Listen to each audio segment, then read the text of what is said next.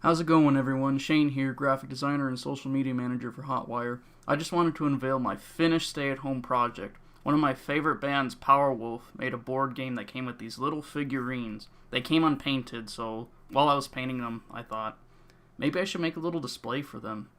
While I was in the early stages of it, I thought it would be cool to put a speaker in it to play some POWERWOLF songs, so I'll show how that works right now.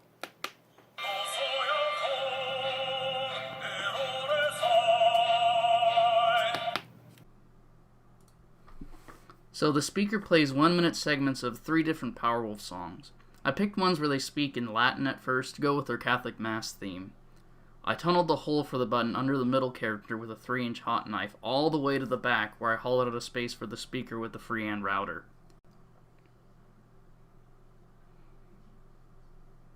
The speaker has a micro USB port to upload audio files into it, and I think it holds about 4 megabytes worth of songs, basically.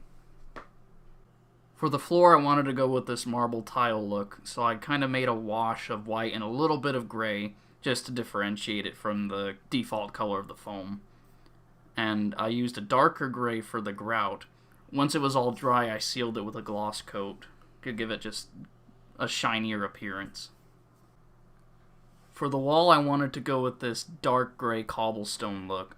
So I made an initial coat of a really dark gray, almost black but not quite, and then I used kind of a medium gray to do all the bricks, and once that was all dried, I did a dry brushing, just a really light dry brushing of white to give it some highlights.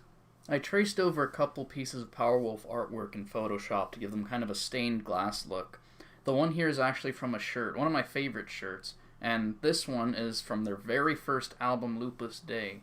I actually found the crucifix lying on the ground a couple years ago when I was in college, and I'm a bit religious, so I just decided to take it home, and it ended up being the right size that I needed, and I painted the backdrop of it that same marble texture as the floor.